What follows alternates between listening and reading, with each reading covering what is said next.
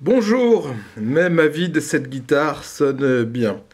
Donc aujourd'hui, dans les instruments de collection et les instruments à découvrir, je vais vous présenter une très jolie guitare, une Vigier Excalibur spéciale de 1997.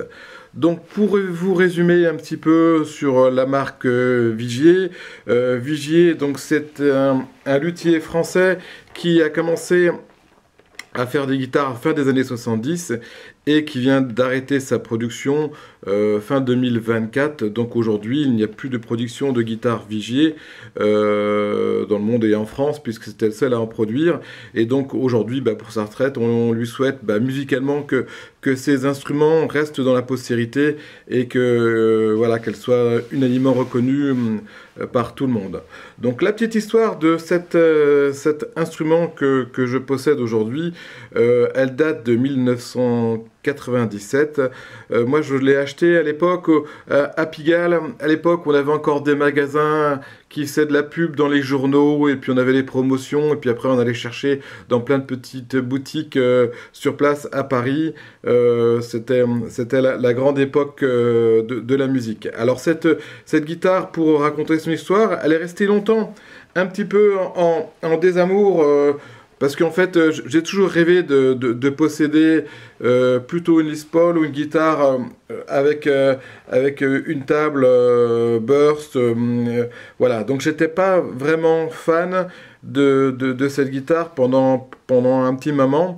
Et en fait, avec le temps, et plus j'ai possédé d'instruments, plus j'ai aimé cette guitare, au point qu'aujourd'hui, je pense que c'est la guitare, pas de ma vie, mais c'est la guitare d'une vie que je possède depuis 30 ans et que je ne mettrai en vente pour rien. D'autant plus qu'elle est de la date de naissance, je l'ai achetée pour la naissance de ma fille. Donc voilà, il y a vraiment une attache particulière à cet instrument. Alors qu'est-ce qui en font un instrument particulier? Donc vous voyez, elle date de 97. Esthétiquement, elle est jamais passée chez le luthier en quasiment 30 ans de possession. Elle est vraiment nickel. Alors, bon, le gros avantage de cette guitare-ci, c'est effectivement son manche, avec l'innovation de Patrice Vigier. Donc c'était du carbone qui avait été installé dans le manche, qui en fait que ça ne bouge pas, elle bouge pas, elle se désaccorde très peu. Donc on voit aussi des mécaniques à blocage qui sont très efficaces. Un petit sillet, alors je crois en carbone. Et puis ici vous aviez un trémolo classique.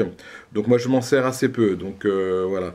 Et puis volume, tonalité, et nous avons 5 positions, donc avec un son vraiment typé Strat. Au niveau des micros, elle est équipée de micros Dimarzio, avec un ProPaF et un tone zone. Donc les micros sont vraiment excellents. Alors aussi par rapport à cette histoire-là, pendant des années, j'ai eu un ampli qui était vraiment pas terrible. Et c'est vrai qu'au départ, en fonction des critiques que je voyais, que je voulais changer les micros de cette guitare-là, jusqu'au jour où j'ai changé d'ampli, j'ai acheté des pédales, donc je me suis aperçu qu'elle sonnait magnifiquement bien. Et aujourd'hui, quand je la compare à d'autres instruments que j'ai, vraiment, c'est toujours dans le haut de gamme et dans les instruments vraiment très particulier, avec une polyvalence exceptionnelle. On va du chaud sur le grave, au vraiment on peut aller très loin dans les saturations, aux intermédiaires. C'est vraiment une guitare qui est vraiment parfaite et très polyvalente au niveau du son. Donc on voit aussi que avec le temps, malgré ses 30 ans, il n'y a pas beaucoup d'éclat, quasiment pas. Ça veut dire que on voit vraiment la qualité du travail et la qualité du bois. Ça veut dire que ça n'a pas bougé en 30 ans. C'est vraiment un travail quasiment parfait. Alors ce qui fait aussi que j'apprécie encore plus cette guitare aujourd'hui, c'est son manche en érable. Alors au départ je n'aimais pas le manche en érable, je trouvais ça un peu trop simple. Pour finir par l'adorer, alors je ne sais pas si vous arrivez à voir, mais avec le temps et les heures et les centaines d'heures de jeu que j'ai fait sur cette guitare-là, le manche aujourd'hui est complètement patiné. Donc, et cette patine, c'est vrai que au toucher est magique. Alors on est de largeur de scié d'un peu plus, je pense environ 42 mm, c'est pas très large. Le manche est vraiment pas profond du tout, ce qui fait que pas gros, ce qui fait que c'est très très agréable à jouer et très rapide. Donc voilà, pour terminer avec cet instrument, je vous mettrai en lien peut-être quelques photos et le site de Patrice Vigier si vous voulez plus de renseignements sur cet instrument. Ça reste un instrument d'exception qui devient aujourd'hui collector, vu son âge et vu que la production s'arrête.